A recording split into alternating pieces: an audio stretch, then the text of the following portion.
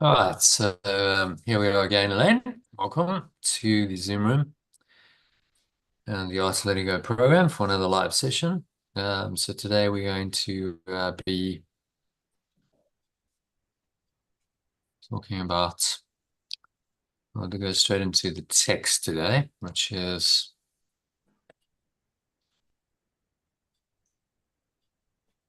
section 2 of chapter 28, called Reversing Effect and Cause, 12 paragraphs. So let's dive straight in, shall we? I'll just share my screen.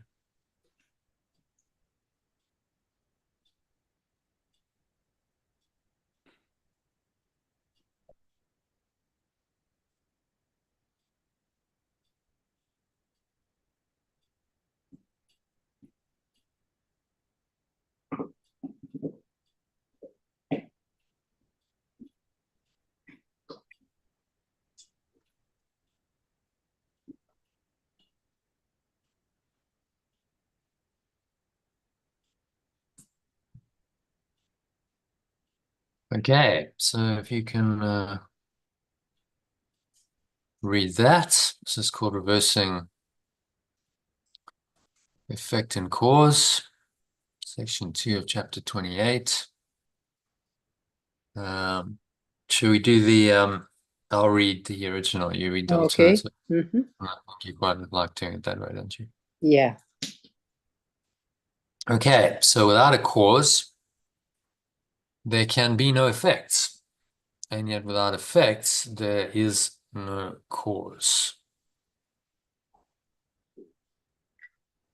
Without a cause, there can be no effects. And yet, without effects, there is no cause. A cause is made by its effects. The father is a father by his son. The cause is made a cause by its effects, and the source is made a source by its extension.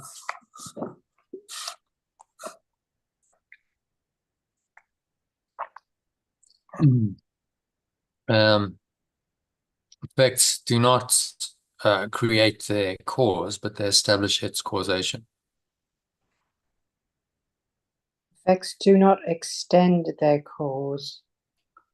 Oops. Effects do not extend their cause, but they do establish its causation.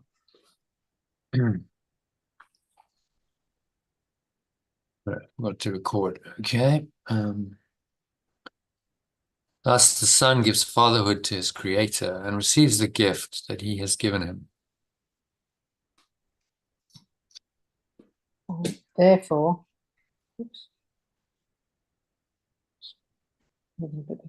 therefore, the extension gives sourcehood to its source and receives the gift that I have given it.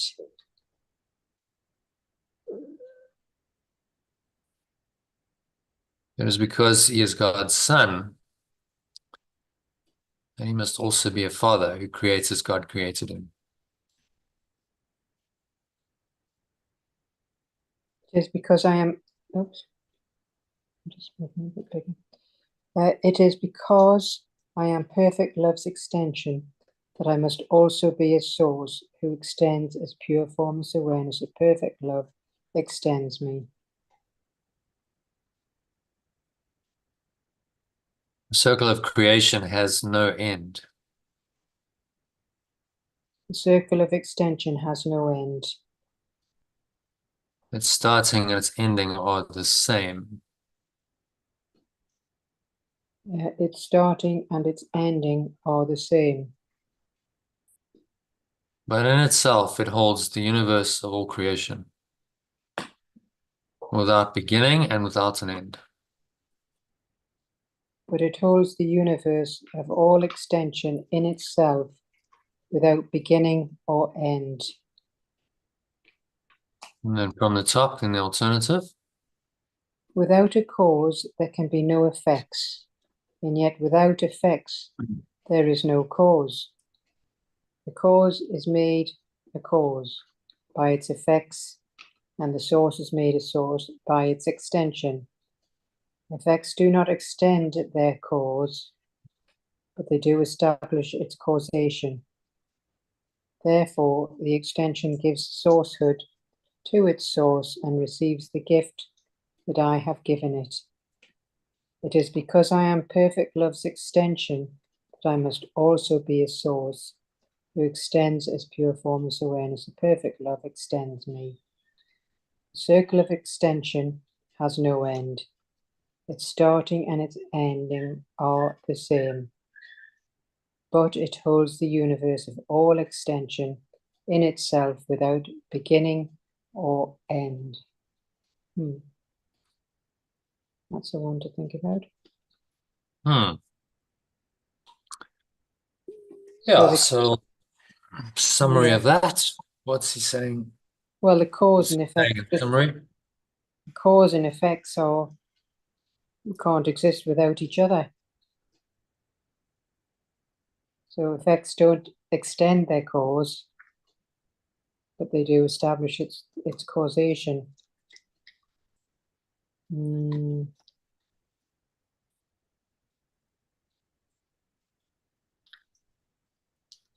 Well, it's just saying that Yeah. it's quite hard to summarize, actually.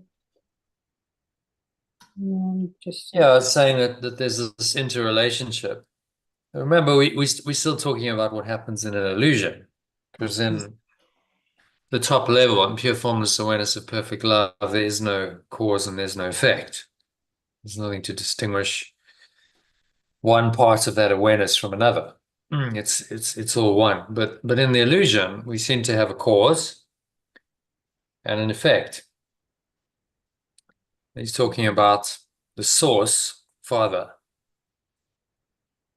which is cause, and then the effect is the extension of that cause. So this awareness, pure formless awareness of perfect love, that extends to every living being, is then the effect of the source. So we are the effect of the source, and we establish the causation of the source because we seem to be an effect of it. We have life, a life essence, as an effect of the cause. You see, that's kind of what he's saying. And we give this extension, give sourcehood to its source. It's sourcehood. It is actually a word. Even though I looked it up. Unusual word. But fatherhood, is translated sourcehood. So it gives the sourcehood to its source because its source is now causative because it apparently has these effects. And within the dream world, of course, that seems to be the case. The truth is that the source simply is, and we are all the source. But in this world, it looks like there's a cause of a source and then an effect of an extension of that source, which is really what he's saying here.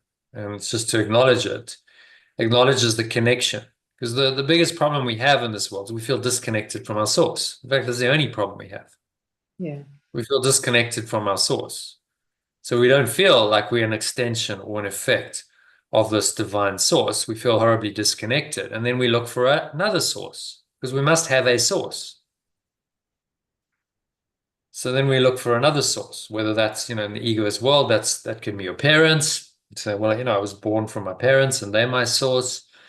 If you've got slightly more spiritual belief, you might say, well, I'm a child of the universe. I was created, I'm one with the universe, and I'm one with all living beings. That's slightly more expanded vision. But you're still actually in falsity because the universe of form isn't true. Actually, what we should do here, I'm just looking at universe, we should capitalize that. Because when he says universe in the text, so he uses occasionally in the workbook, but mainly the text. And when he says universe, he's meaning the universe of truth, your reality, capital reality. That's what he's meaning, not anything else. Not the universe of time and space. that we think of as the universe. He's not actually referring to that. The universe of all extension, universe of all creation, is not this illusory material universe. And that's an important distinction to make, because I think a lot of people get confused with that, with the course. So we capitalize it, we say it's actually the universe of all extension. Maybe we need to capitalize. The circle of extension has no end.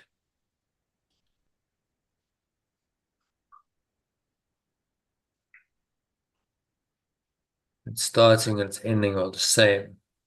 It holds. So really what he's saying here is there's actually no beginning and no end. It just is, right? It's infinite, it's eternal. You can't say it starts here and it ends here. It's not linear like time. Because it simply is. You know, its starting and its ending are actually the same because it's never changed. So it holds the universe of all extension in itself without beginning or end. I'm thinking maybe we should capitalize this whole thing. The circle of extension, similar to the circle of atonement.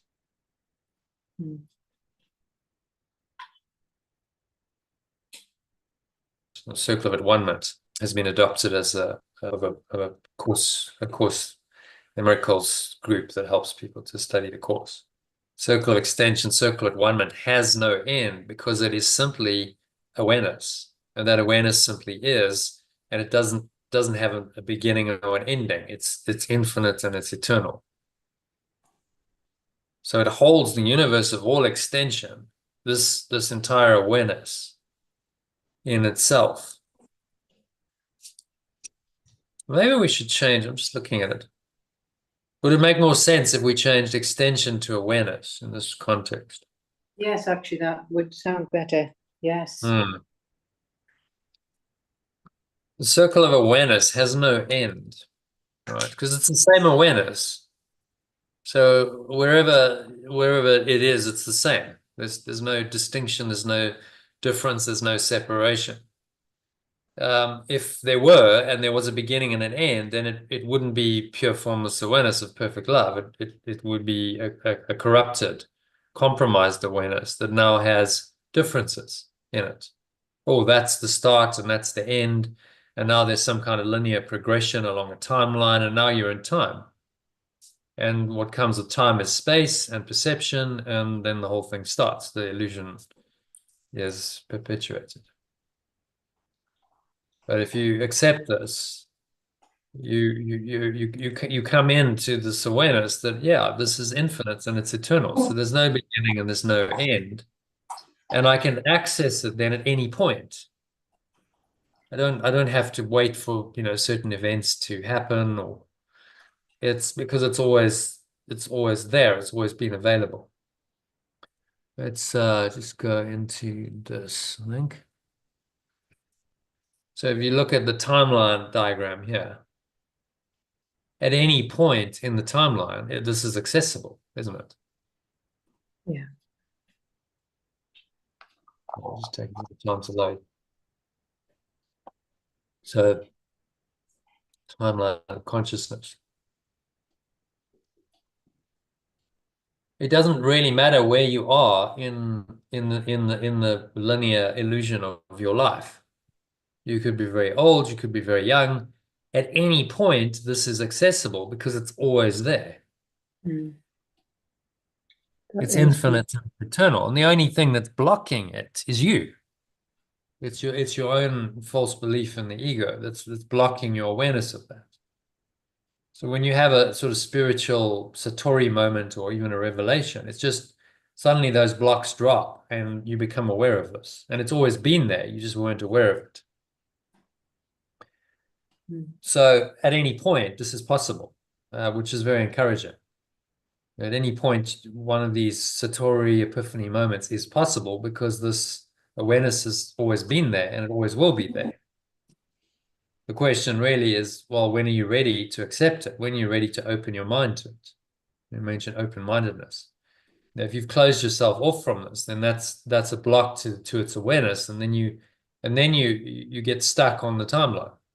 And these red arrows symbolize the ego's blocks, psychological and emotional attachments that cut you off from this source, and tell you that your source then must be in the world, because you have to have a source. So the ego then gives you a source in the world, and it says, well, your source was your birth into a body. So, and your parents conceived you, so that's your source. And then everything here is cause and effect. That's what makes the timeline, isn't it? The illusion of time is made by cause and effect. I have a cause, and then it takes some time, and then it has an effect. And now I'm further down the timeline. And then that effect becomes a cause for something else, and so on, and so on, and so on it goes, yeah? Mm. But that requires cause and effect requires time to separate the cause from the effect. Which then, so you see, cause and effect are really karma in the Eastern teachings. That's essentially all that karma is, the law of cause and effect. In order to have cause and effect, you also have to have time. Otherwise, cause and effect would be simultaneous and you couldn't even distinguish them, which is the case in pure awareness. There's no cause and effect here because it's one awareness, and there's no time that lapses between something happening and something else happening in this awareness, which is why it's eternal and it's infinite. And that's the primary difference between this world of perception based on time and cause and effect and this infinite eternal world, which is true reality, that doesn't have cause and effect. There's only one cause, and that cause is its effect. And so the idea of cause and effect actually becomes meaningless in here. They don't have any meaning. They just collapse into one awareness, which is then the collapse of your karma. See, if you can really learn your lesson, you can go into this awareness repeatedly by Mhm.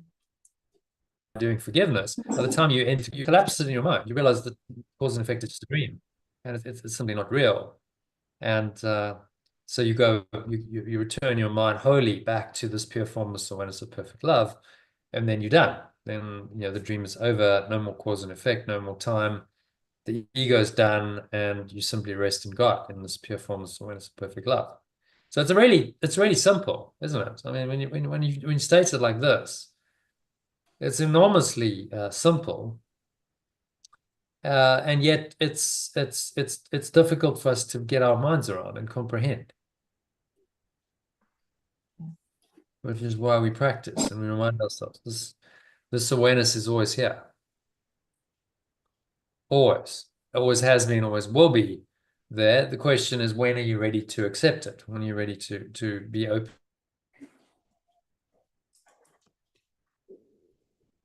to it and allow it into your awareness? So I think we've done number one. Let's go to number two. You happy to move on? Mhm. Okay, so fatherhood is creation. Sourcehood is extension. Love must be extended. Love must be extended. Purity is not confined. Innocence is not confined. It is nature. We should make that purity. That's pretty much the same thing. Purity or innocence, what do you prefer? The original is purity. Um, Both are good. Really, yeah. Both are easy to Well, then understand. you see he goes into, in number four, he goes into innocence. Nature of the innocent to be forever uncontained without a barrier or limitation. Read number Mhm. four. Yeah. It is the nature of the innocent to be forever uncontained without a barrier or limitation. Thus is purity not of the body. So innocence, Then let's stick to innocence, shall we? Yeah. Hmm. And so innocence is not of the body. We should say innocence does not from the body. Nor can it be found where limitation is. And Number 6. number 6, yeah. Nor can it be found where there is limitation.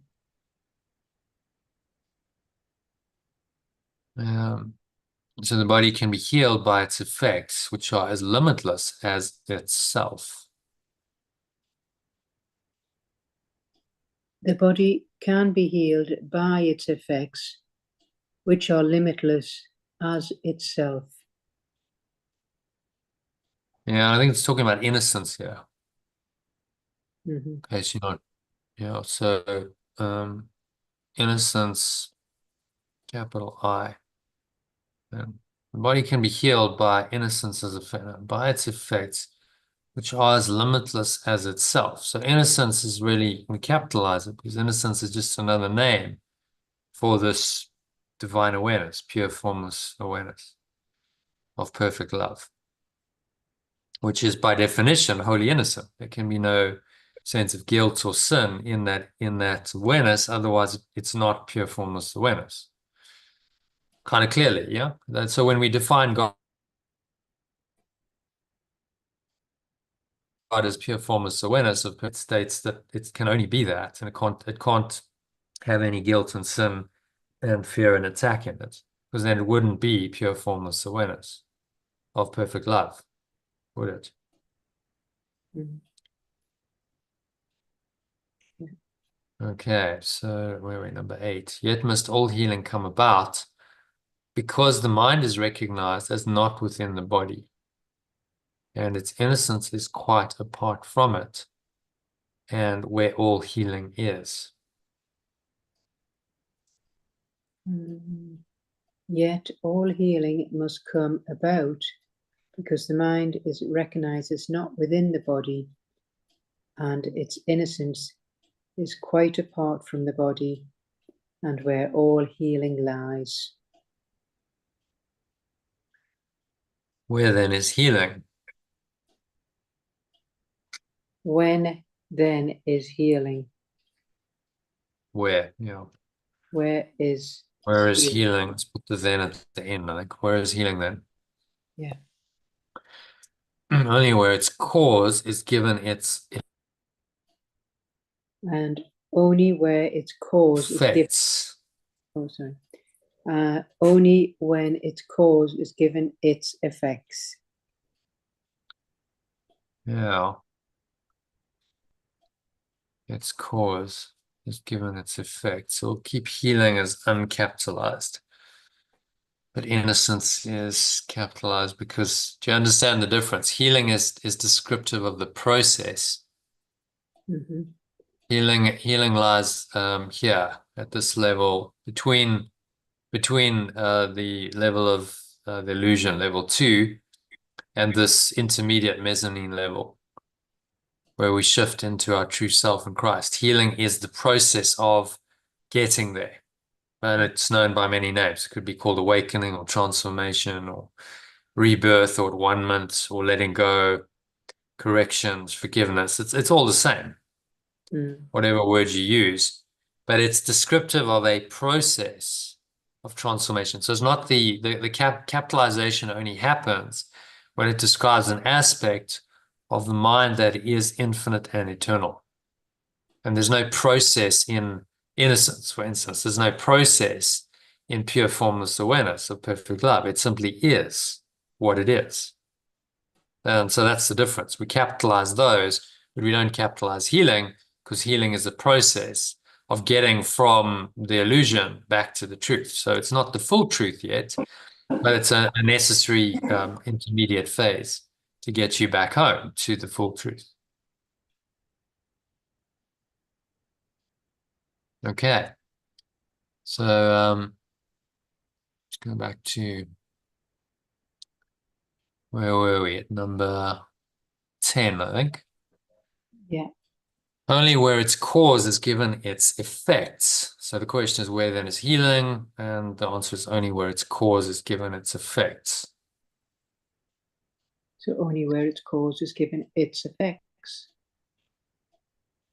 Well, sickness is a meaningless attempt to give effects to causelessness and make it be a cause.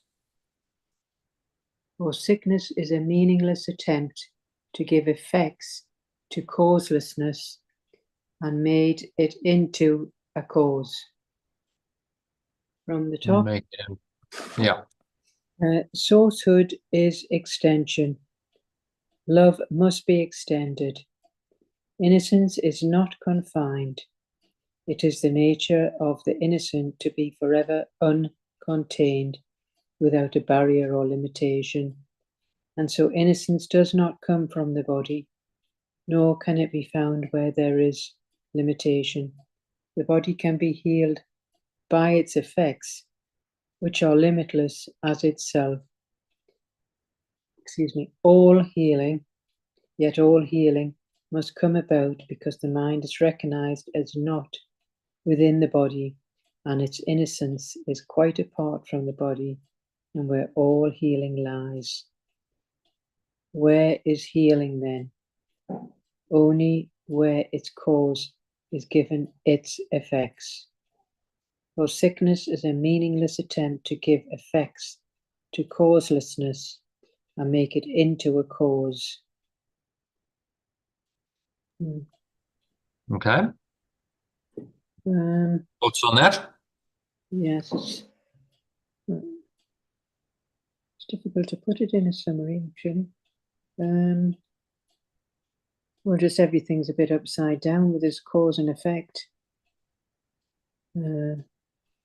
Because the body can be healed by its effects, and these are limitless in themselves. So this can happen, healing can happen, because the mind is recognized as not within the body. So this innocence is not in the body. And that's where Yeah, maybe I'll share a diagram. This might help you, man. So if you look at both of these diagrams, you have to go into the transcendent awareness beyond the body in order to heal. So healing is the process of raising your awareness up into another awareness, an awareness beyond the body and beyond the world. And then you bring that back. So this diagram displays it quite well. You go in there, so that's what forgiveness does. You remind yourself that really actually only pure formless awareness of perfect love is true. You connect with that, you feel that love, that loving awareness, even if it's for a moment. And then that changes your perception. You now come back into the world of form, which hasn't just disappeared, and you look at this situation that you're dealing with, let's say going through a messy divorce, just an example on this timeline.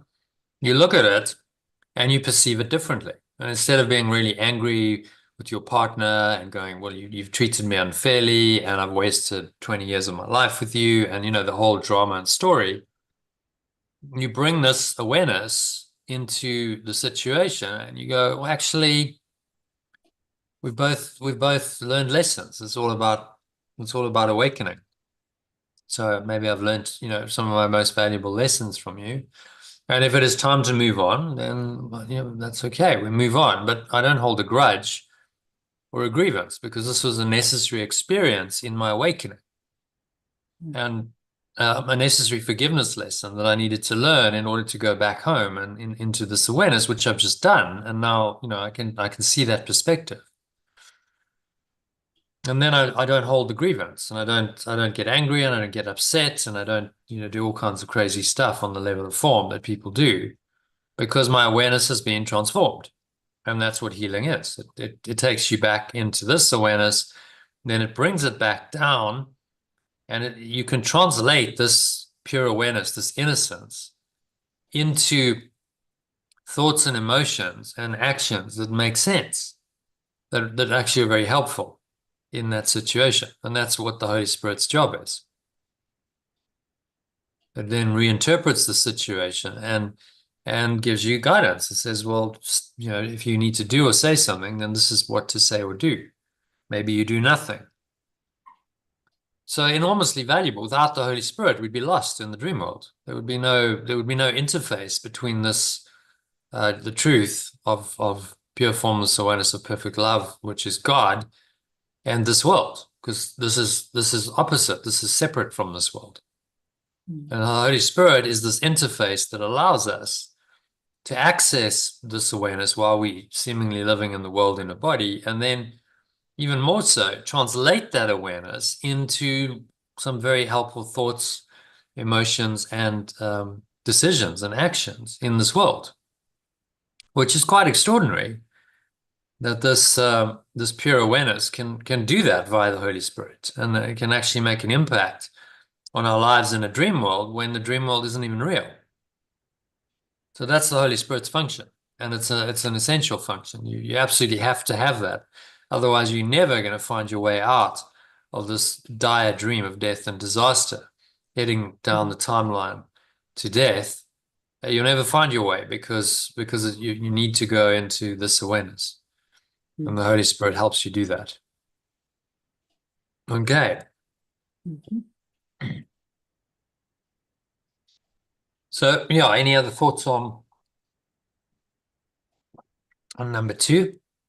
No, Sickness, just the last mhm. point. Sickness is a meaningless attempt to give effects to causelessness and make it into a cause. Mm. So sickness says, actually, what happens in the illusion is cause, and you have some trauma in your past history, and now you're going to make that into cause of your current sickness. And yes, you're saying, but that's just causeless. It's a meaningless attempt to give effects to causes and make it into a cause. And that is what the whole of the dream world and our lives in this world, if we're living in the ego, are about. A meaningless attempt to give effects to what is actually causeless and make it into a cause, because then it seems to be real. And this now seems to be much more real than pure formless awareness of perfect love. And so we cover this over and we get caught up in the false causation and effects of the world, which is karma.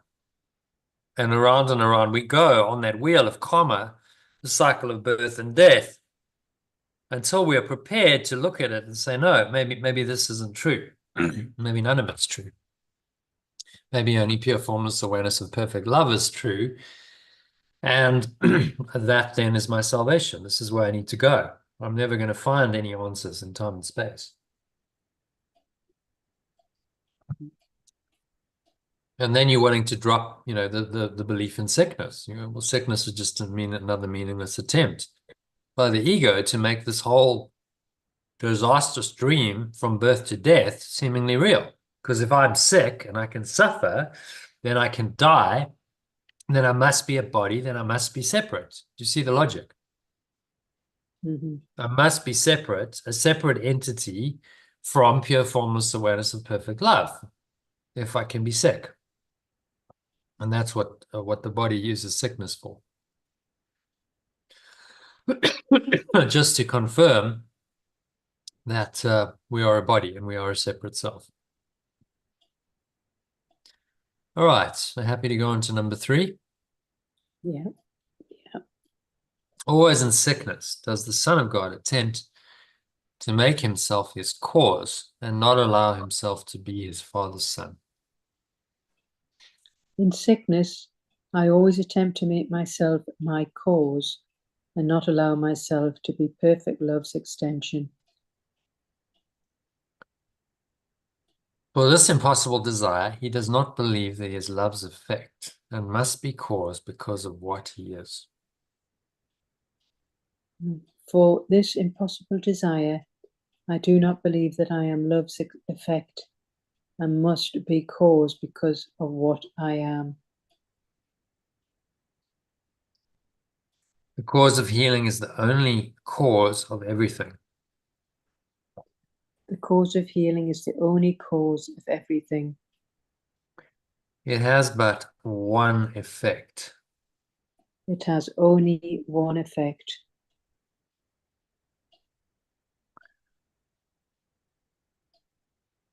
And in that recognition, causelessness is given no effects and none is seen.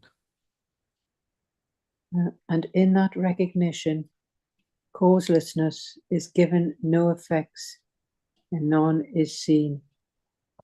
It needs a bit of work, maybe.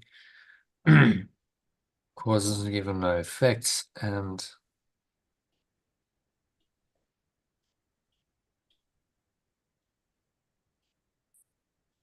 so none are perceived. Maybe instead of passive. In that recognition, I give causelessness to make it active. Give causelessness no effects.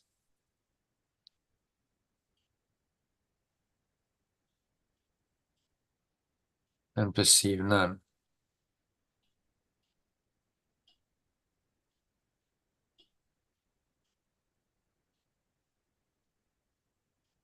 Okay.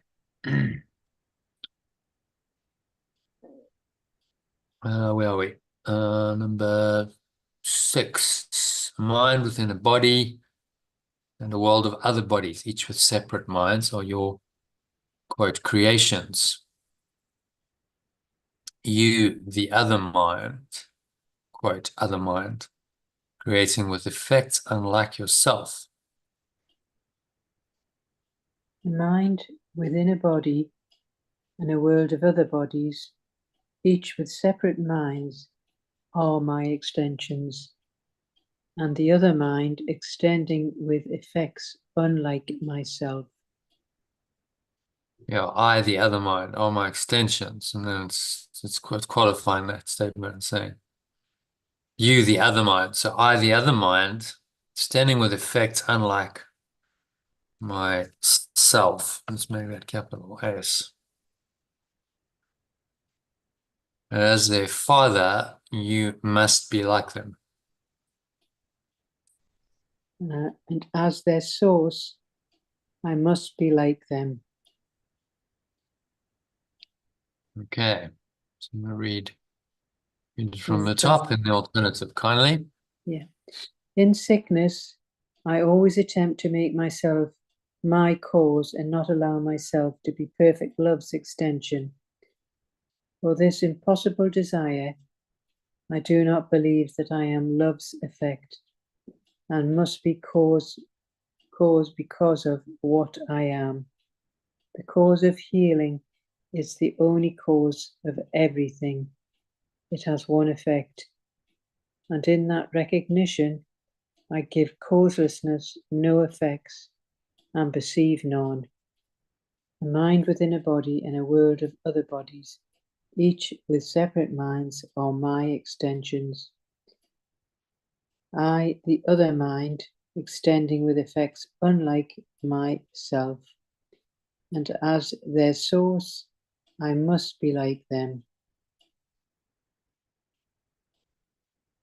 So it's just saying when we're in sickness, we attempt to make this the cause and not allow the perfect love to be perfect love's extension. But of course, they're saying this is an impossible desire. Yeah, a false source. So in the ego's world, you have a source, so you might believe that your source is your parents, and then if you want to go a bit deeper than a bit beyond that, you're a bunch of random chemicals thrown together, some kind of random process has brought about, and your consciousness is a product of your body, of your brain. This is actually, I mean, it sounds ridiculous when I say it this way, but this is actually a common belief of people who adhere to scientific materialism. Many, like quite intelligent scientists, believe that consciousness is a product of brain function. Well, that's the most ridiculous argument. Well, where did the brain come from then? Where did the body come from then? That they just sort of randomly came about, and they can't really explain that. So what created the brain then? Surely there must have been a consciousness, some mind that created that, some intelligent design. Well, yeah, as we know in course terms, it's not actually that intelligent. It's completely insane. But something created the body for a purpose. Yeah. Mm. So consciousness must logically precede the body and the brain. And we see evidence of that because when the brain dies, consciousness carries on. People have near-death experiences, and when they Mm. leave their body, they don't have to die, can have astral traveling, out-of-body experiences, and they're not in their body. They're free floating away from their body, and they can even see their body sometimes. In many experiences of people, I met someone who's had that an experience like this. He was like, it was the most bizarre thing. He said, I was suddenly floating in the corner of my room, and Mm. I see my body lying on the bed, and I'm going, what the hell's going on? Where am I? Mm. What am I doing floating in the corner of the room? I should be in my body. Yeah. So, he's had that experience. Clearly, there's an awareness outside the body in order for that experience to happen. Mm. And the skeptics will go, oh, well, he's just hallucinating or he's delusional. But that's not good science. You have to have a theory that explains these experiences,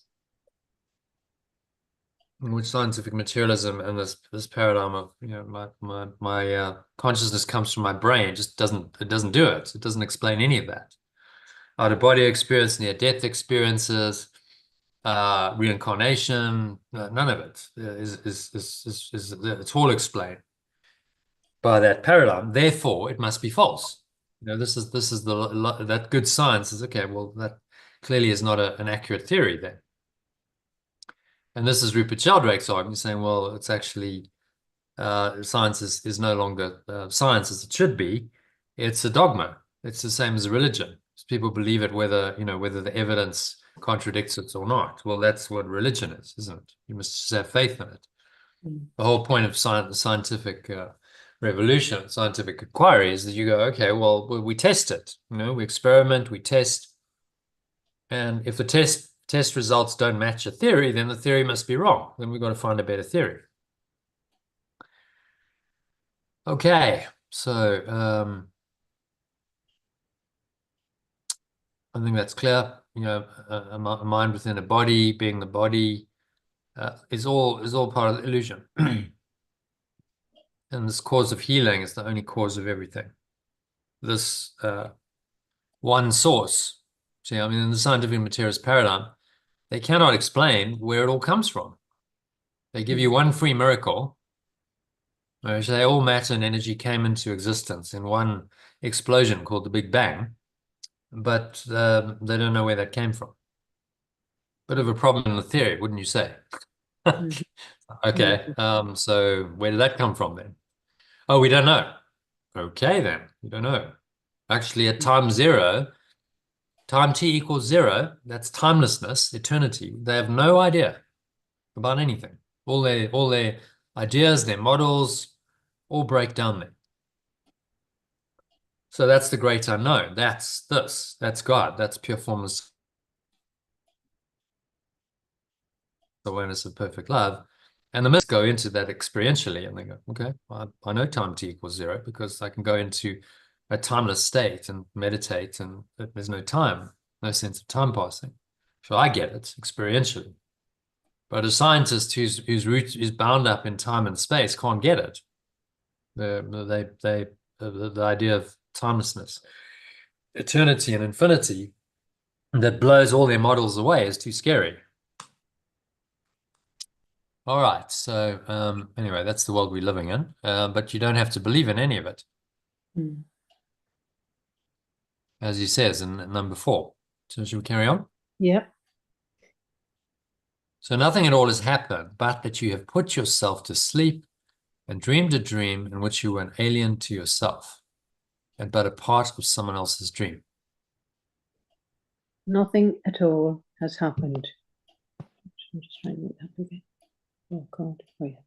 Nothing at all has happened except that I have put myself to sleep and dreamed a dream in which I was an alien to myself and only part of someone else's dream. The miracle does not awaken you, but merely shows you who the dreamer is. The correction does not awaken me, but merely shows me who the dreamer is. It teaches you there is a choice of dreams while you're still asleep, depending on the purpose of your dreaming.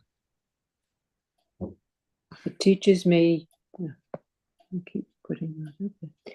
It teaches me there is a choice of dreams while I am asleep, which depends on the purpose of my dreaming.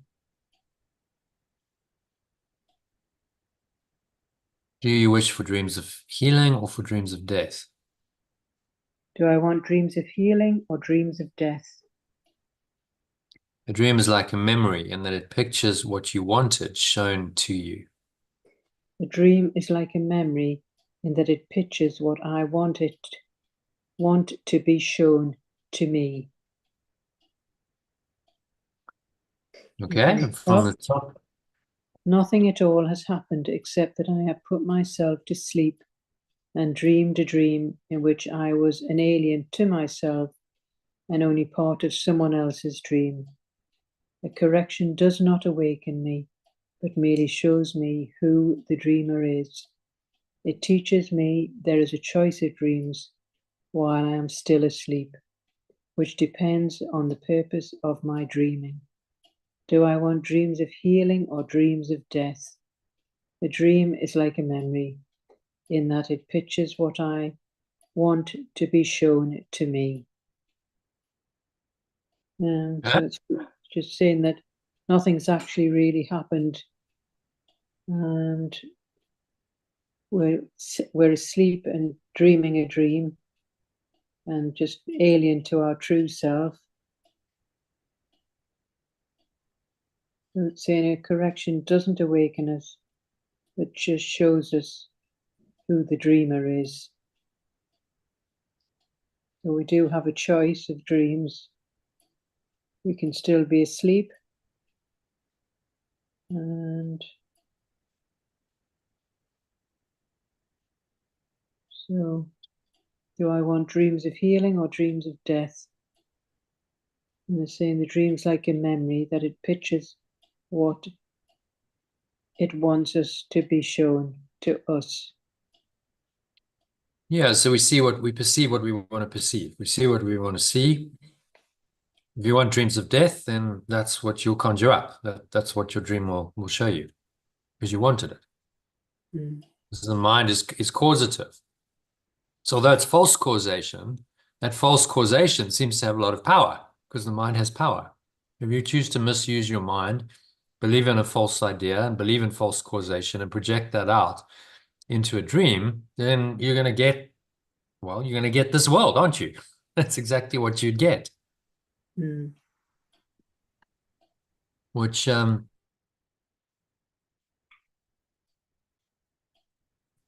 is why the world is a mess, because our minds haven't been healed. We want dreams of sickness and death, separation and sin and guilt and fear and attack to confirm our separate identity. And then we create a world like this.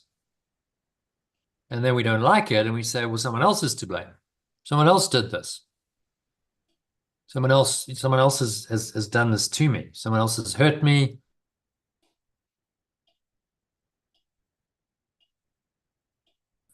Someone else is messed all our own creation. So you've got to be aware, of causes in the world. Because if you have a cause, what you're saying is that someone else is responsible. Someone else has messed it up. And now I'm going to have my cause and I'm going to try and change that. They're external to me. When actually the only work is to change it internally. Change your own mind. Seek not to change the world, but seek to change your mind about the world.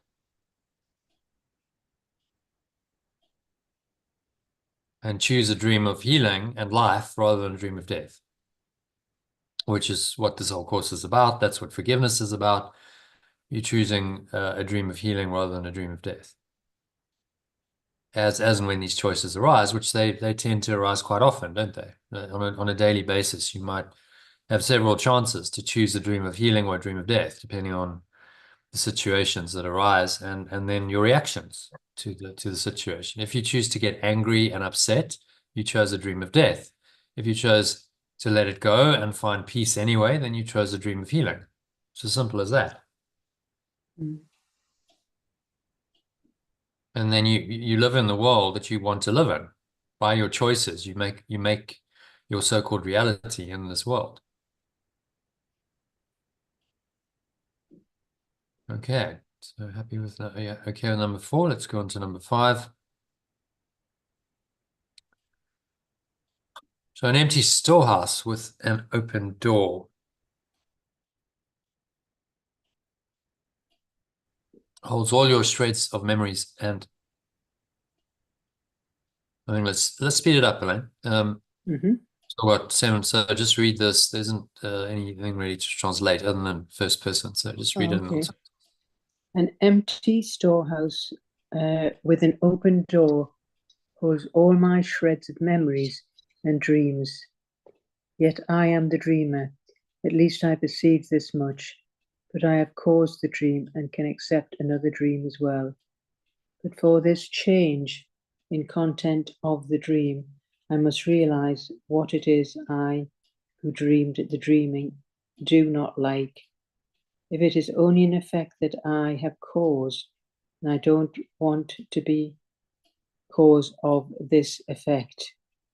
In dreams of murder and attack, I am the victim slain in a dying body. But in dreams of letting go, no one is asked to be the victim and the sufferer. These are the happy dreams the correction exchanges for my own. It does not ask that I make another, but only that I understand I made the one I want to exchange for this. Okay. Just talking about our being the dreamer in this world and all our memories of these dreams. So, um,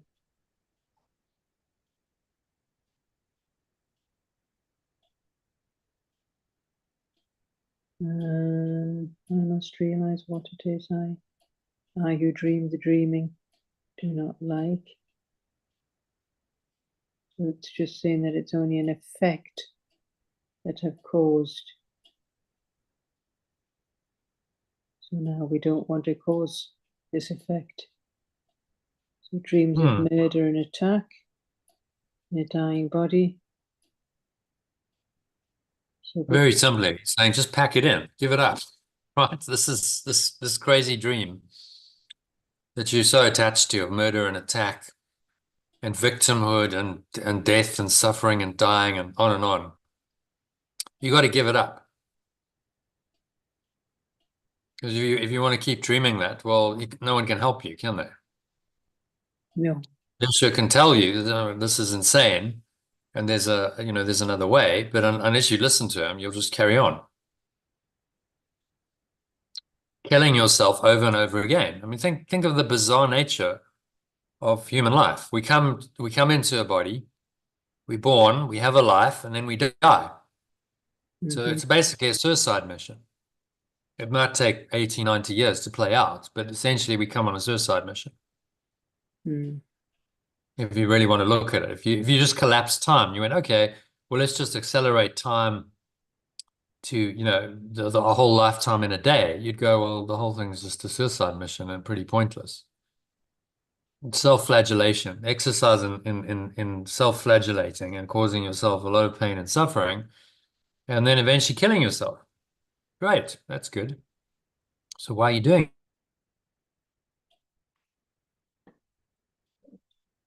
that? And this is the question. The only reason you're doing it is you think you're guilty and you deserve to suffer. So you need to come and have these these dreams of death and murder and attack because you need to suffer and be punished for your imagined sin of separating from your source. That's the only reason. But if that sin is not true, if you're not guilty of anything because you didn't actually do that, because you can't separate from your source, it's not possible. Do you see the ridiculous nature of all of it? Mm-hmm. The only reason you come here is because you're guilty for a crime you never committed. How insane is that? You can't separate from your source. It's not possible.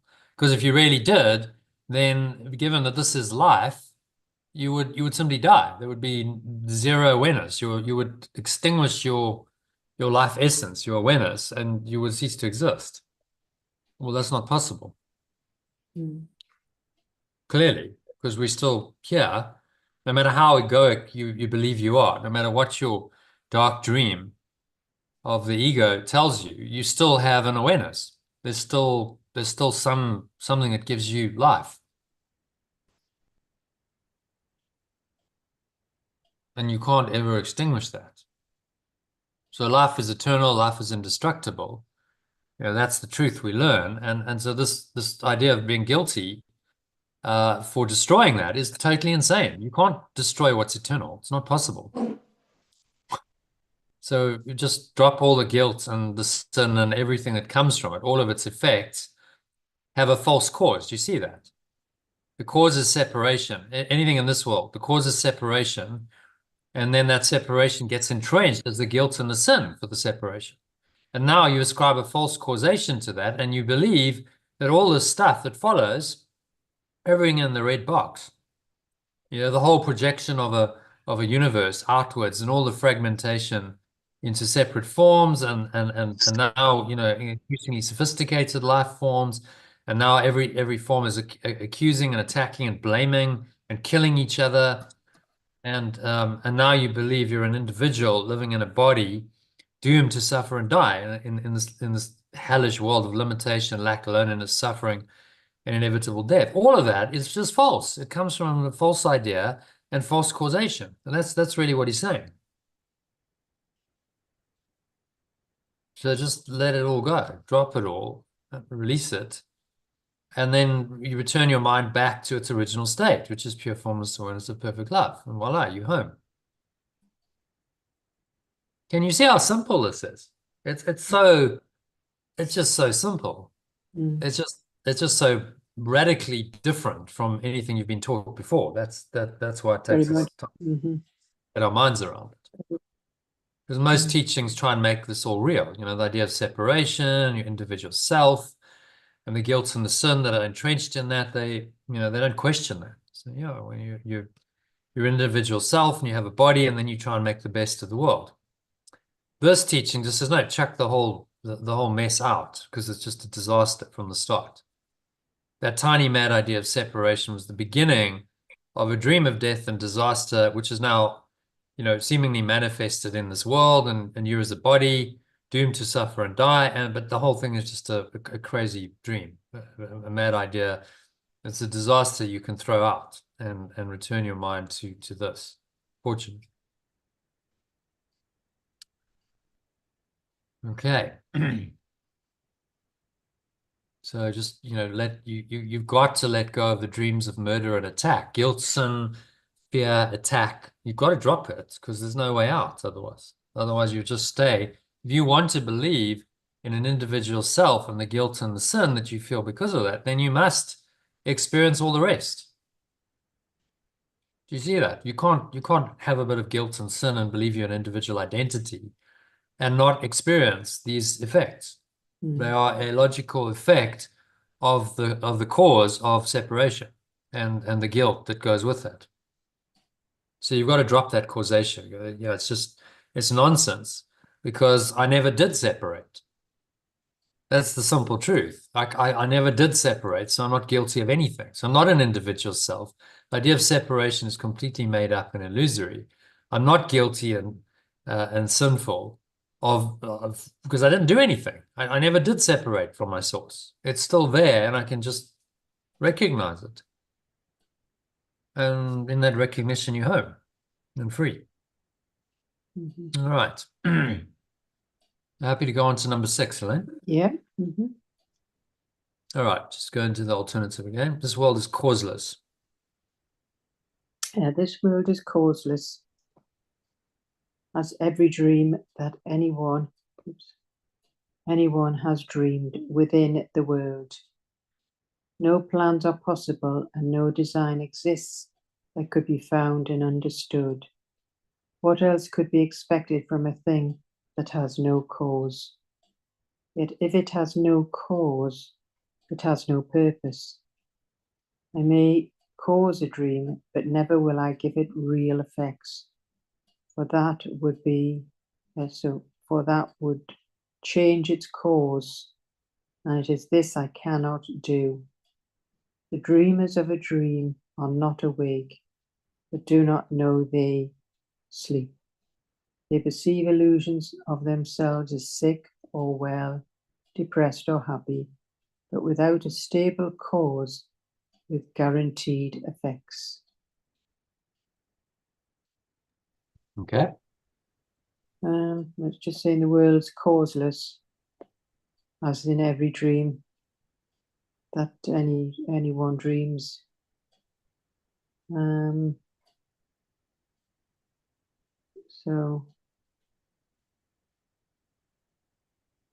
So it's saying that we may cause a dream, but never will we give it real effects. It's just Yeah, the dream will never be real. yeah. They're not awake, but they do not know they sleep. They perceive illusions of themselves as sick or well, depressed or happy, without a stable cause with guaranteed effects. So we have all these illusions, self-concepts, which play out. And you think of average human life. Think how many changes we have to cope with. Our bodies are changing, our circumstances are changing all the time. The world is changing. There's no stability in that system at all. Mm. Yeah. Which is why we struggle. We find anxiety, depression are commonplace. It's like, well, what's going on here? A mind that's disconnected from its source feels very uh, diseased, not at ease at all. You never know what's going to happen because there's nothing stable about the dream world at all. It's a very unstable dream. So I may cause a dream, but never will I give it real effect. This is all the course is saying. Okay, you can do this all you like, but whatever you cause from this false idea of separation is simply not real. It never will be real, and it doesn't matter how much you try and make it real. It can never be real because it denies reality. Reality was not of your making. Reality is of God, which pre-existed anything that you have conceived of. What pre-existed the idea of separation is this awareness, pure formless awareness of perfect love of God, which is kind of logical because there must have been an awareness in order to split off from that awareness. There must have been something going on first before thoughts of separation could just come into what? Into an awareness or a mind that pre-existed that. Which makes complete logical sense, but again, the scientific materialists don't want to make that connection, because then they have to acknowledge God and they have to acknowledge a transcendent awareness beyond time and space and beyond anything that they can conceive of or model or manipulate in any way, shape, or form. It's an awareness without which there would be nothing else, i.e., God. But this, if you understand the logic of this system, if this is correct, the way it's been framed in this diagram, it requires this. Where would the idea of separation have come from if there wasn't an awareness already in place? There must have been some mind or some awareness able to think And this was then just an aberration of its thought, a tiny mad idea, a crazy aberration from its true awareness. But the aberration confirms that there must have been something there to depart from. You see that? So even the idea of separation confirms pure formless awareness of perfect love if you correctly interpret it. Does that make sense, Elaine?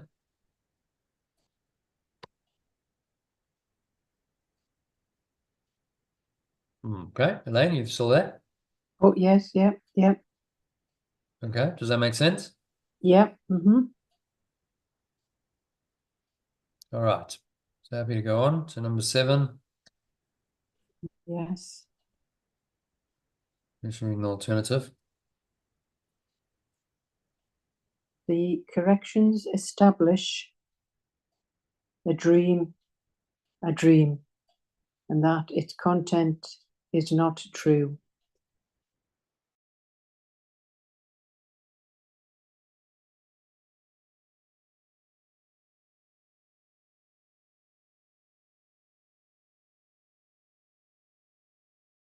It was held.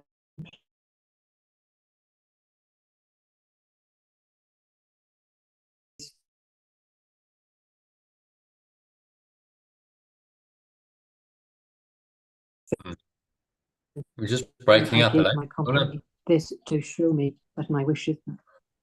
Oh, Do you mind reading that again? You just broke up totally. I didn't hear anything.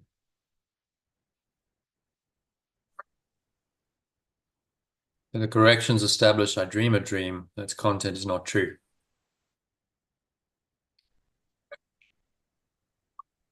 mhm. Do you want to read it from there? So it just broke up. We Yeah, didn't hear right. Where? Oh, right. Where are we? the top. Oh, from the top. Just read it from the top, yeah. The corrections establish I dream a dream, and that its content is not true. Oh, just trying to make it bigger, and it keeps bouncing back. This is a crucial step in dealing with illusions. No one is afraid of them when they perceive they made them up. The fear was held in place because they did not understand that I was the author of the dream and not a figure in the dream. I give myself the consequences that I dream I gave my companion, and the dream has put together and offered only this to show me that my wishes have been fulfilled. And so do I fear my own attack, but perceive that it's caused be another, by another, be another, perceive that it is caused be another. Okay. By another.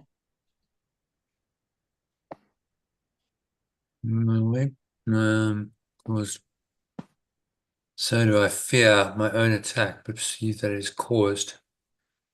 Yeah.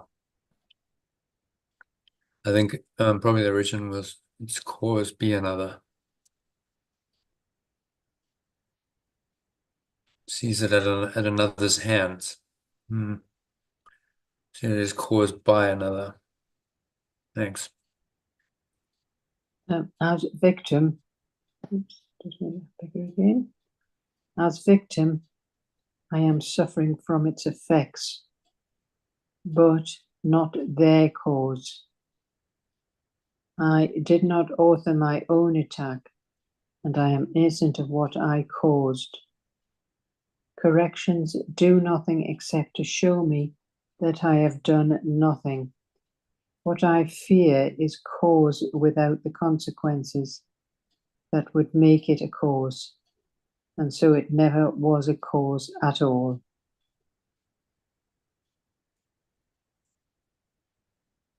Yeah. So it's just going into the dream again. We're dreaming a dream.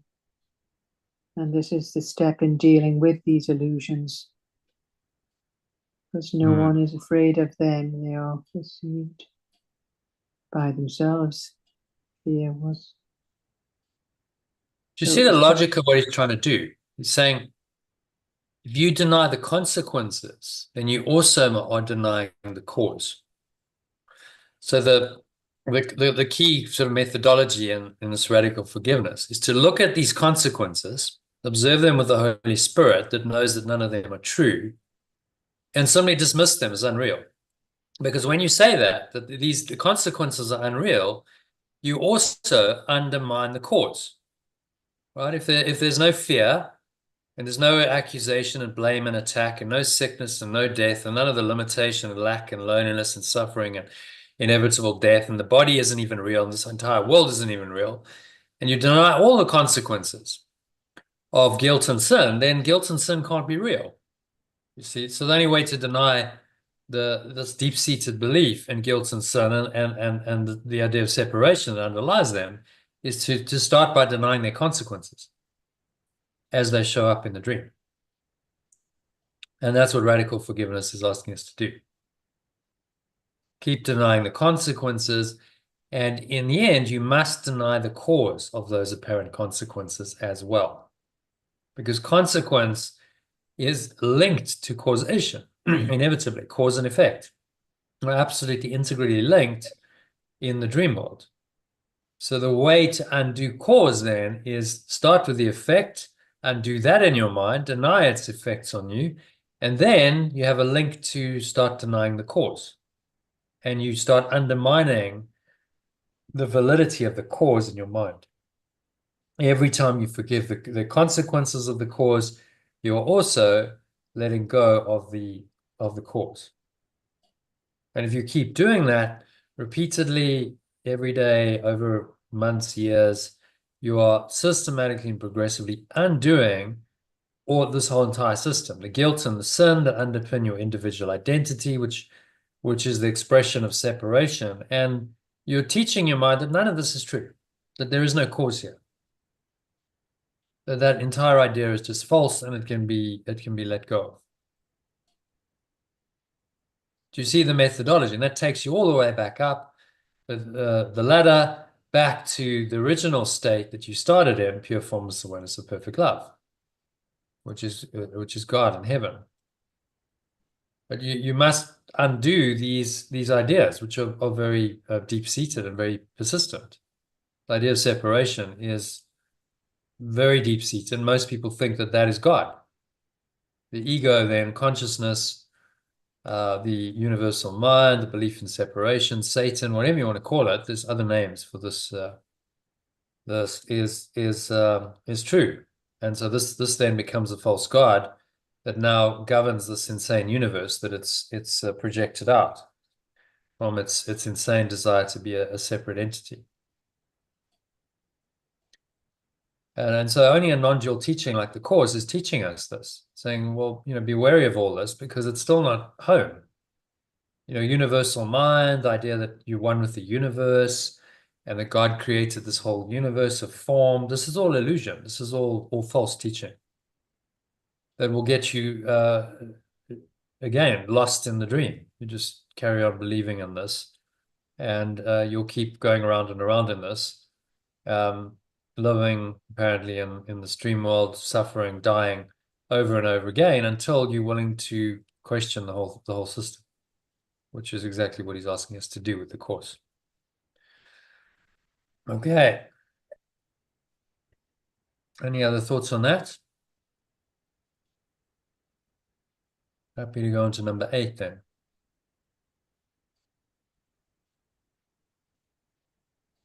Maybe you can read number 8, Elaine, in the alternative. Yeah. The belief in separation started with the dream. The source was deprived of its effects and powerless to keep them since it was no longer their source.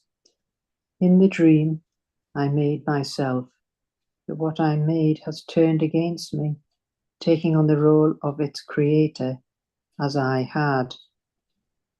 And as I hated my source, so the figures in the dream have hated me.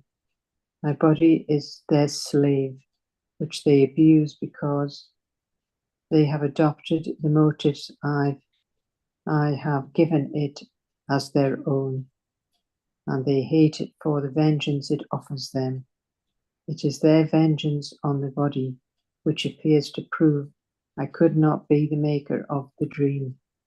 Effect and cause are first split off, and then reversed, so that effect becomes a cause, and that the cause effect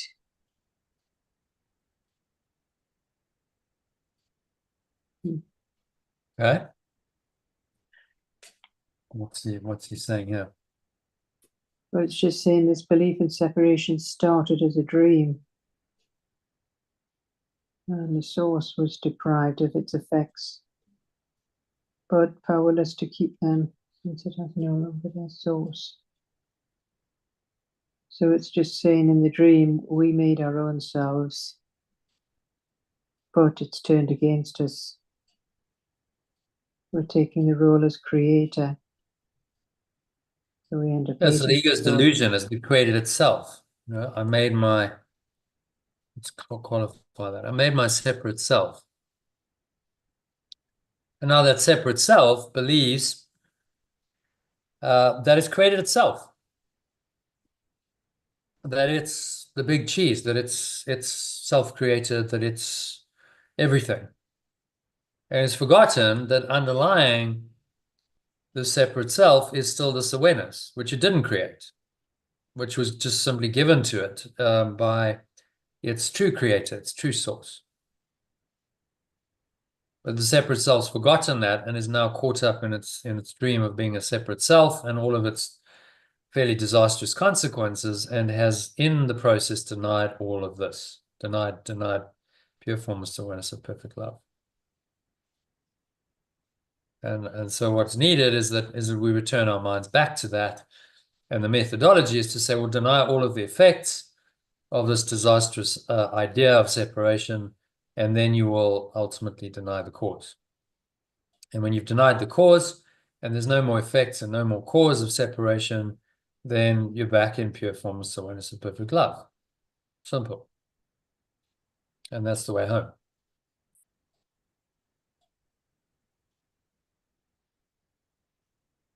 And the stuff about the body and the body being the slave, which they abuse because they've adopted the motives I've given it as their own. Does that all kind of make some sense to you? Mm-hmm. They hate it for the vengeance it offers them. It's their vengeance on the body which appears to prove I could not be the maker of the dream. So let's say someone attacks your body, they're trying to hurt you, kill you, enslave you, imprison you, whatever that goes on in this crazy world, tells you that you're not the maker of the dream. It says you are a victim of some character in the dream, and that character, what the character is doing to you hurts, and that's very real.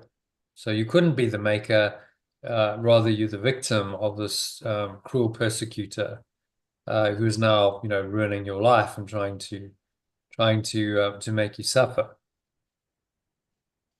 And this is why the victim identity is so common in this world, because it perpetuates the illusion of separation. Whereas if you actually know who you are and you're not a victim, then you awaken. So the victim identity keeps you in the dream, which is why the ego is so addicted to it. This self-concept, the bottom of this ladder here, of being a victim identity, feeling that you're unfairly treated by a cruel world, is where the ego wants to keep you. It's the lowest self-concept you can possibly have, and it's where the ego wants to keep you in this little box, because if you come out of that box, you're gonna undo the entire ego. It doesn't want that.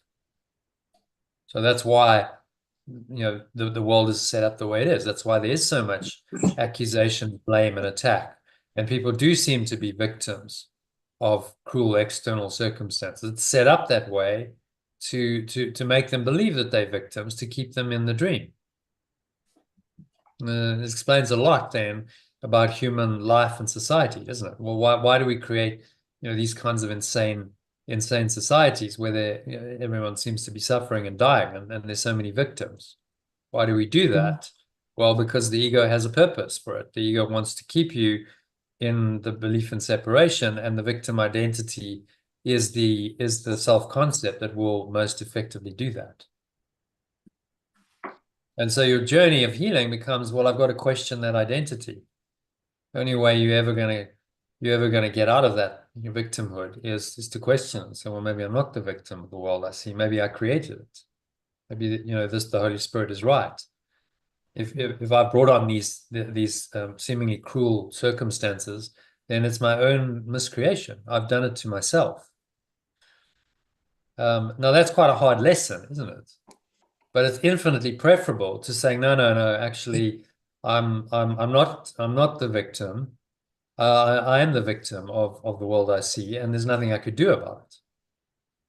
Because if you choose that stance, then you're just a victim and there's no way out. And you'll continue to be victimized by other people and events and circumstances in the world, because that's your choice. And that's really what this whole course comes down to. Do you choose to be a victim of the world, or do you choose to let go of its consequences, deny them, and restore your mind to this awareness in which the victim identity has completely disappeared, doesn't exist here? Okay. Happy with number 8, Elaine? Yeah, Number 9. yeah. This is the belief in separation's final step, with which awakening, which proceeds to go the other way, begins. The final step is an effect of what has gone before, appearing as a cause. The correction is the first step in giving back to cause, the function of causation, not effect. For this confusion has produced the dream, and while it lasts, awakening will be feared. Nor will the call to awakening be heard, because it seems to be the call to fear.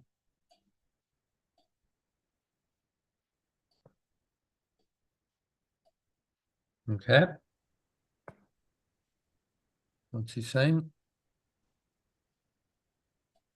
It's just saying it's the belief in separation's final step,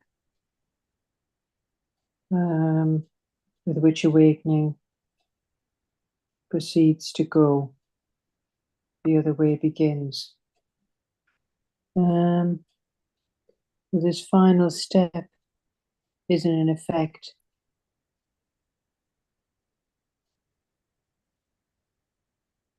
of what has gone before, appearing as a cause. So corrections are the first step in giving back to cause, the function of causation. Mm. Yeah. So it's reversing, instead of the ego's upside down logic. It says we're the effect of the world. We're now the victim of this cruel external world, but it's just a projection of our own insane mind, of our own insane desire to be separate, and our guilt and our sin and our fear. So we've caused it. Totally upside down. And you got to reverse the causation and go and realize in your mind that there's nothing that's being done to you here. You've done it all to yourself. And then you start claiming back your true cause, which is pure formless awareness of perfect love. Well, if I've done it all to myself, do you see the logic? Then I can stop doing it. Mm-hmm. And there's a way out. But if I haven't done it to myself and I really am the victim, then there's no way out because it's not being done by me. And I've got no control over the external world and what people do things. They just, the world just attacks me and there's nothing I can do about it. And so I'm just a victim. And that's the choice. That's the choice we're making all day, every day. Something happens, it's not nice. Let's say it's attacking. You feel like you're threatened or attacked. You get upset.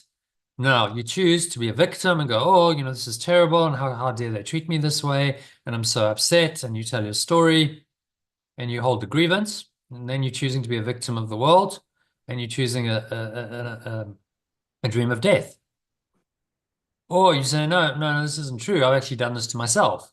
This is just another projection of my insane ego, but I recognize that and I can let it go. I don't have to believe in these consequences anymore. I can let go of the consequences, which means I deny the cause. It means I deny the guilt and the sin and my individual identity and the thoughts of separation. And this entire ego consciousness, universal mind delusion that has led to the entire world and this whole universe. And I undo all of that by just forgiving the consequences, which means I let them go and deny the reality. That's the way out. That collapses the whole Mhm. dream, restores me to pure formless awareness of perfect love. And if I keep doing that, I'll just simply go back home. I'll merge back into this awareness at some point. Simple, really, isn't it? It's so simple. What he's saying is extraordinarily simple, but he has to point it out because we've forgotten the truth. Okay. Happy to go on, Elaine, to number 10. So I'll read the Yeah, first yeah, one. yeah. So like every lesson Yeah. the Holy Spirit requests you learn, the miracle is clear. Is the last one or Again, there's two more, 11 and 12. Oh. So you want to read and then just read the rest in the alternative because there's not much to translate there.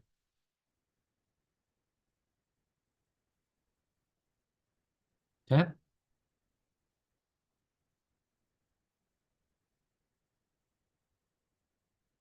right.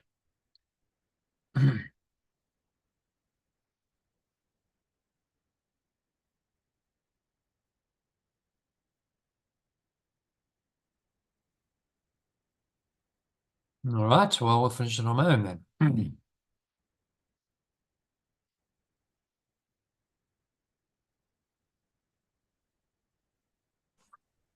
You're back. yeah, I'm just Okay, man. checking that now. Yeah, I'm back there. Mm-hmm. All right, I can see it now. It's just I couldn't see it. You were reading and I couldn't see it. How Hmm. many paragraphs are there? 12. Yeah, so there's three more. Right. Okay, we'll march on. Okay. Like every Read number lesson, 10. Yeah. yeah, like every lesson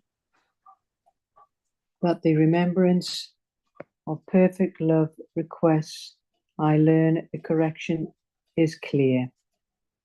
It demonstrates what it wants me to learn and shows me its effects are what I want.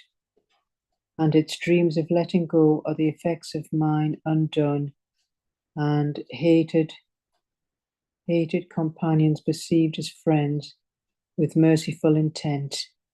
But in its dreams of letting go, my effects of mine undone. And hated companions. Oh, trying to make it a bit bigger and it keeps going back to small. You want me Right. to make it bigger? I can make it Yeah, bigger it's if you just want. I'm pinching it out, but it just keeps going back. Yeah, I don't know why it's doing that. Yeah. Well, I can adjust it. So zoom, Yeah, so then I make don't it have to keep. 140, shall we? There we go. Is Yeah, that better? yeah, that's better. Um, in the dreams of letting, where am I? Forgotten where I am. Is it number two? Yeah. In its dreams of late, you've read number 3. So Oh, you're at number yeah, number four. Uh, there an enmity, enmity, enmity, as I say. e- Enmity. enmity is seen as causeless now because they did not make it. And I can accept the role of maker of their hate because I understand that it has no effects. Now I am freed from this much of the dream. The world is neutral and the bodies are still seem to move about as separate entities, need not be feared, and so they are not sick. Okay. Summary of that. Well, it's a lesson in the remembrance of perfect love that requests we learn the correction is clear. It's just letting us know what we need to learn to show us the effects of what we want. We're just letting go in the dream, or the effects of mine and undone. And so these hated companions are now friends and with loving intent.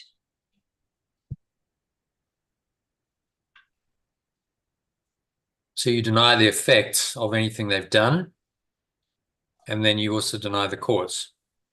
Okay? So if someone has hurt you, they've acted in ego, they've attacked, they've been unkind, they've deliberately been malicious, and on it goes. And this happens by denying the effect on you. You also deny the cause.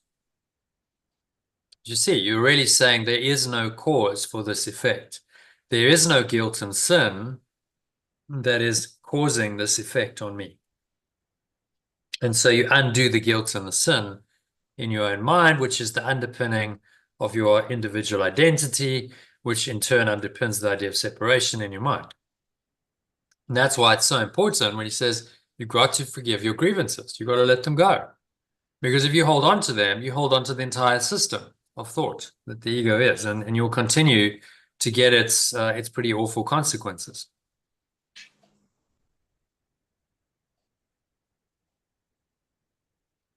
So it's really quite it's straightforward, it's simple, but it's radical. You're being asked to just drop it all. Say, everything that the ego's taught you is rubbish.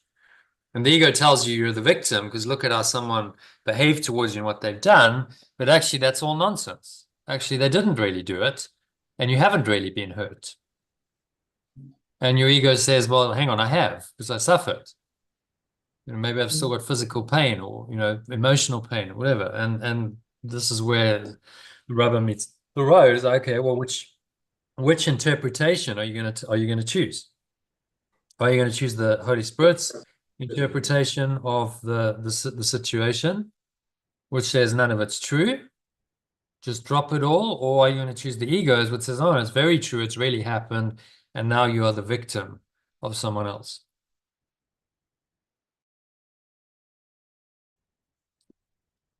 That's the choice we all have. And if we choose the Holy Spirit, then we see that enmity is causeless. We accept the fact that we've actually created this person as a projection of our own guilt and our own hate.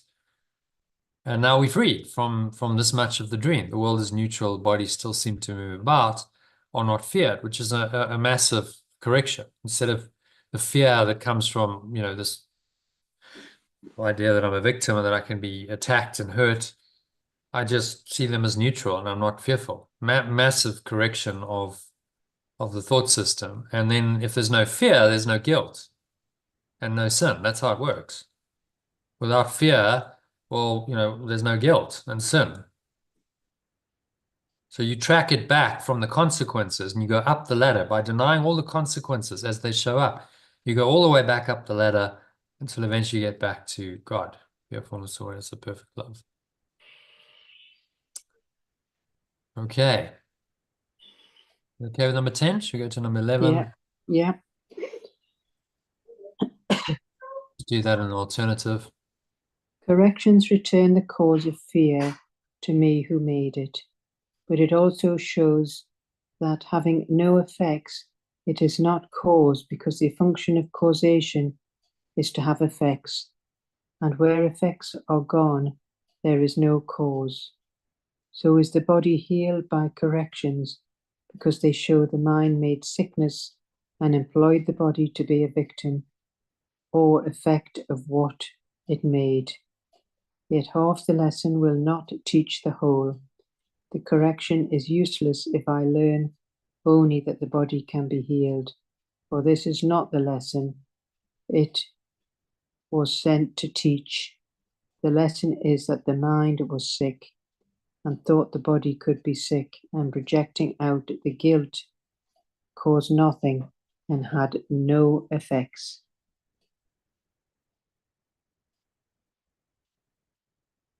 And what's he saying there? So the corrections return the cause of fear back to us because we were the ones who made it, and showing that there's no effects. Yeah.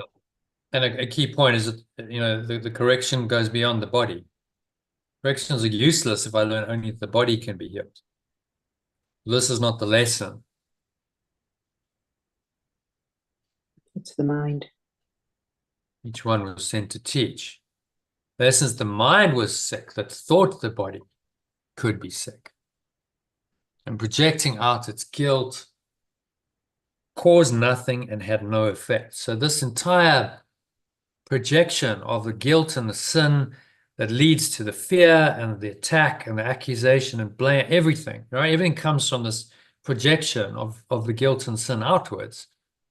It is causeless, it has no effect, therefore it has no cause. Therefore, you deny that there's guilt and sin. You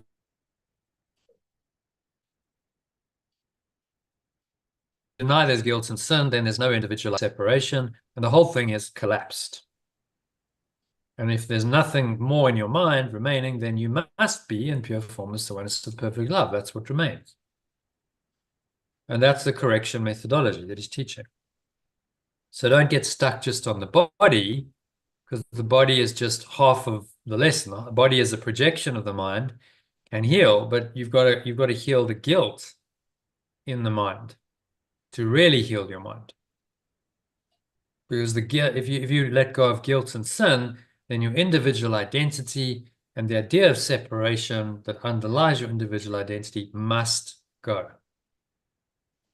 Do you see why it's so important to get rid of your guilt? Mm-hmm. Yeah. And let it go. However it manifests. Guilt manifests as fear, manifests as anger and attack thoughts and victim identity, and on it goes. And it's all a manifestation of guilt. And those effects can seem to be very real and very powerful. That's the illusion. But if you deny them, which is what he's asking us to do, then you also deny that the guilt is real. And that's the only way to free yourself. So it's not easy to do, but it works. It's the only thing that is going to work to get you out of the entire insane system of the ego. And fortunately, we have a teaching that's telling us this. Imagine if Mm-hmm. you didn't have someone telling you this. How would you ever know? No, you wouldn't. Would you have figured this out yourself? Probably not. No, no. Very few people have on their own. Yeshua was 1 in 1 billion because he figured it out himself. He was like, okay, I get it. I understand the whole dream, how it all fits together, how it works. Therefore, I know the remedy. See, if you understand how the dream is constructed, then you can find your way out of the maze. You have to know the maze first to find your way out of the maze. So he understood it all. And okay, now the solution is obvious. It's radical forgiveness, or letting go, as we call it. That's the only thing that's going to get you out. You must deny all the consequences of the false causation in order to be free of that causation. That's the only way out. So deny the consequences as they show up in your life, and eventually you correct your mind to the point where idea of separation, individual identity are undone, and you simply rest in God, rest in this pure formless awareness of perfect love. But you see, the consequence, what has to go is your individual identity. That has to go. Can't remain if you're going to be free. And that's where most people go, whoa, that's a bit radical. Like, so I don't exist as an individual? Yeah, exactly. Mm. Like no existence as an individual. No, like, oh yes, you can have a little bit of your individual. No, Elaine disappears. Jono disappears. We all disappear into pure formless awareness of perfect love. But if you're honest about it, was Jono's life ever that great? No.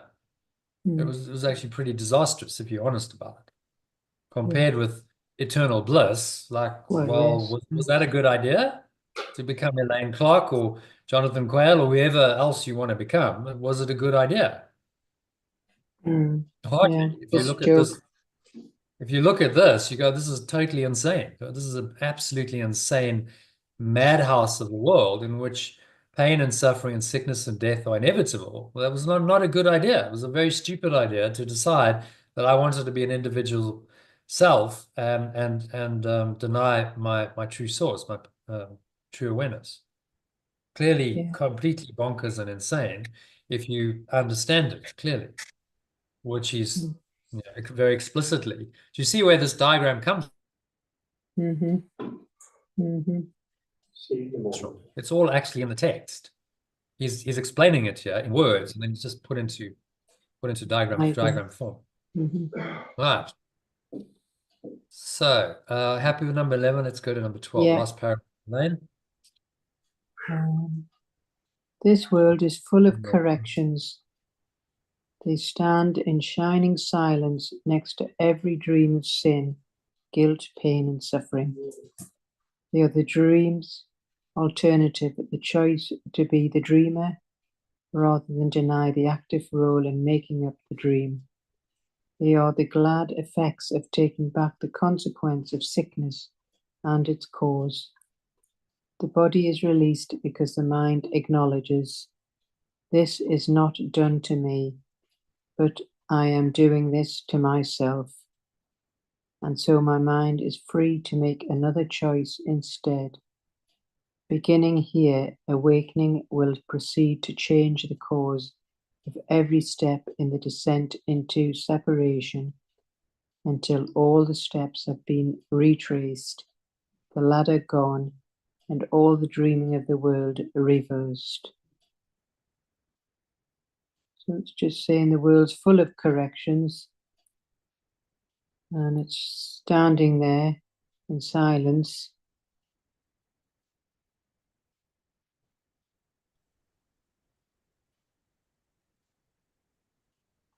Yeah. Let's go to the diagram. That might help. So he's saying that although we seem to be in this nightmare illusion, the Holy Spirit can reinterpret all of this. And every situation has a correction to it. Because you can deny the consequences of every situation, can't you? You just say that's not true. It's not true, it's not real. So if it has no consequences on me, it's not affecting me mentally and emotionally, then I'm free of it. Then I deny the cause of it, which is the guilt and the sin. And he's saying this entire descent into hell, down the ladder of separation, can be undone, can be reversed in this way. And so you climb back up the ladder and you gradually undo all of these false beliefs. And if you do that really well in your lifetime, then by the end of it, you're free. Your mind rests in this pure formless awareness of perfect love or God, and the ego is undone. And there is absolutely no reason why you would ever want to come back into the dream Mm. because you see its insanity so clearly. Like, well, that's just totally insane. Why would I want to go and put myself into another body and go through all of this again? Mm-hmm. I don't need to suffer. I'd like to just stay in pure formless awareness of perfect love because that's what I am. That's my divine right. That's the truth. That's perfect. It's pure. It's bliss. It's everything I want. Why would I want to depart from that and go into a body again in an insane world? No reason at all. But you have to be very clear in your mind that that's the case. If there's any doubt, then that doubt means, well, back you come. You'll incarnate again. You'll have another go because your ego is still intact. And that belief in a separate identity then will cause you to come back into a body and into a world of separation. Logically, well, what else is it going to do? If you believe in separation, this is where you come. Because this is the world of separation, and this is the way separation plays out. Apparently in so-called reality in this world, and then you get to experience its effects as seemingly real, which is what you chose by coming back into a body and deciding you wanted to be a separate self. Do you get it? Mm-hmm. No one condemned you to this. God didn't put you here. You decided. But you didn't want to be pure formless awareness of perfect love. You wanted to be a separate self. But that was a good idea. And then you come into a body, into a world to be a separate self. And then it sucks and you suffer and you die, but you blame someone else. So the same, but Mm, you did it to yourself. Who put you into the body that you chose at birth? You did. You chose that. And then it makes so much sense. You're like, well, okay, so babe, people go, well, how's it that's like, 6-month-old baby dies of some dread disease or gets killed or well, because you decided that that's what you wanted to do. And then, in that instance, the death wish was just very quick. Instead of taking 80 years, the suicide mission only took 6. And we go, oh, that's terrible. But like actually if there's no time, it's all the same, isn't it? mm, Whether you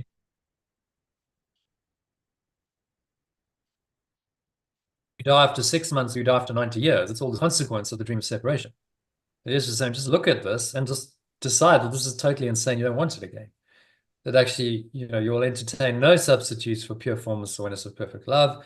This is all you want. It's all you've ever wanted, and you're going to remain in this awareness forever, for all eternity. End of. mhm. Amen.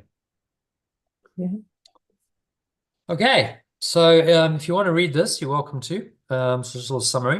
You don't have to chat about it. Just read it, maybe, to yeah, close out the session. And then the yeah, key message. yeah, And then we don't, if you like. yeah. In the state of pure formless awareness, that is perfect love, effects validate their causes, and by being extension of this awareness, I too become a source of extension, creating a boundless cycle of limitless extension. The core principle is that my source extends through love, and true innocence knows no boundaries or limitations.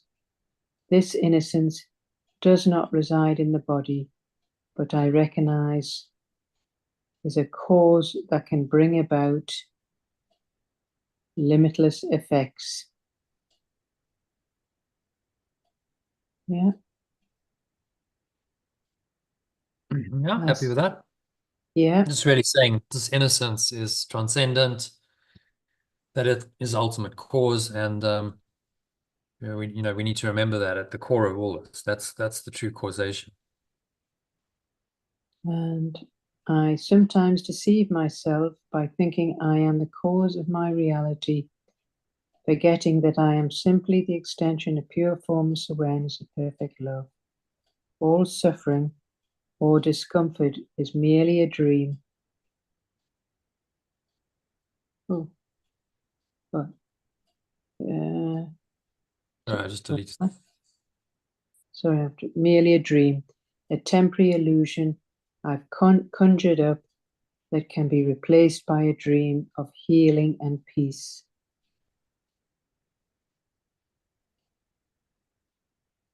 In Yeah, this, simple statement, simple truth. mhm, All suffering is just a dream, and so can be replaced by a counter dream of healing and peace. yeah, in this dreamlike state, I often perceive myself as a fragment of another's dream, facing the consequences of choices I think I made in truth. These consequences are simply self-created illusions. Recognizing that I am the dreamer enables me to let go of unpleasant dreams, understanding they are merely effects without any genuine causation.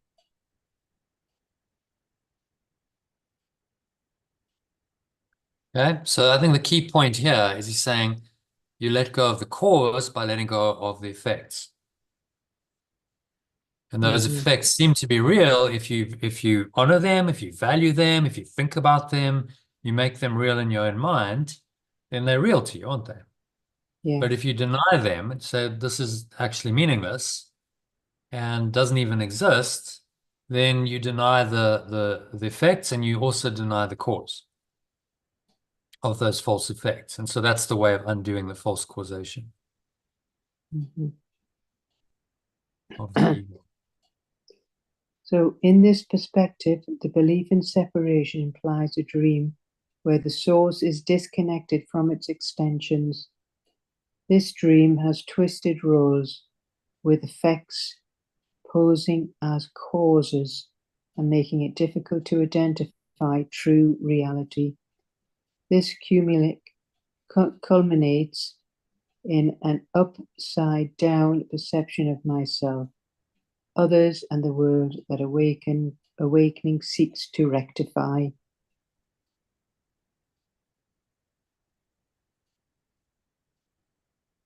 Yeah. So Okay, that's next totally one. confused. Effects become cause.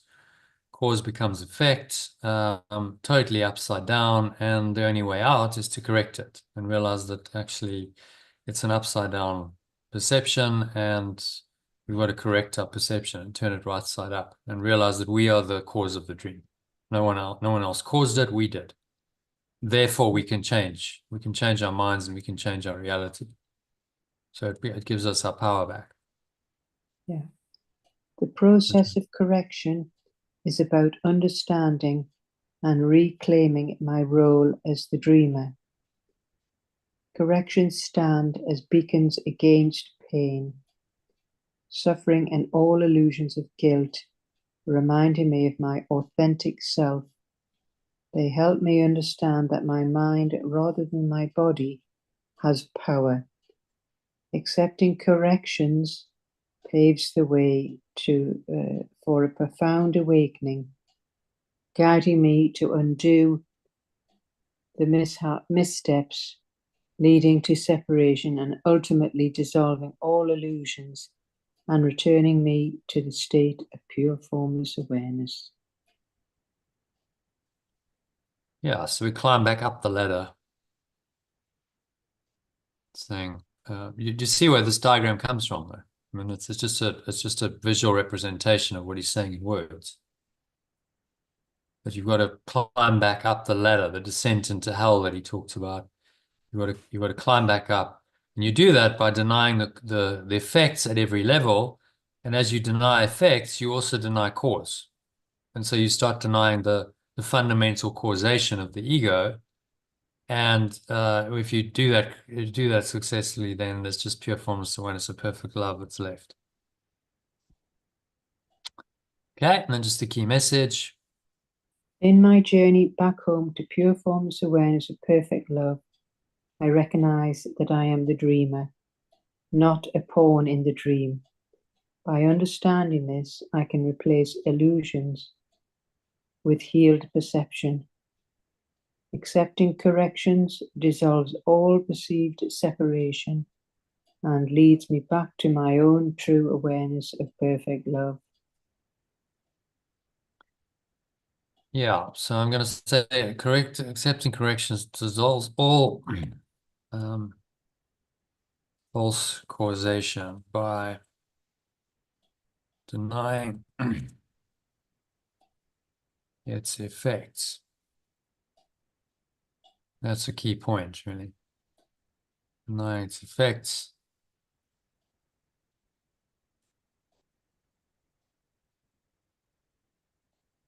And so it leads me back up the ladder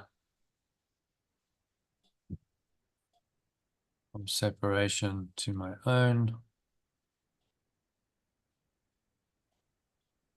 true awareness. I mean,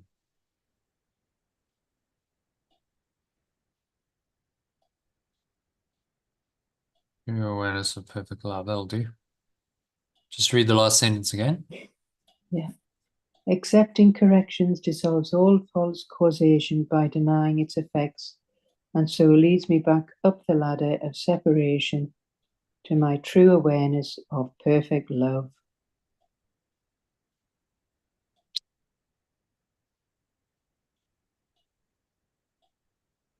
My own, let's see, my own pure formless awareness, perfect love. So, in a nutshell, deny the consequences means you deny the cause. When you deny the cause, you restore your mind to its true awareness. If you Mm. keep doing that systematically and progressively. So keep Yeah, denying the consequences, however they show up in your life. yeah, And then you deny causation, and that's how you heal your mind. So the practice just becomes, well, let go of whatever those consequences seem to be. Don't give them a reality in your mind.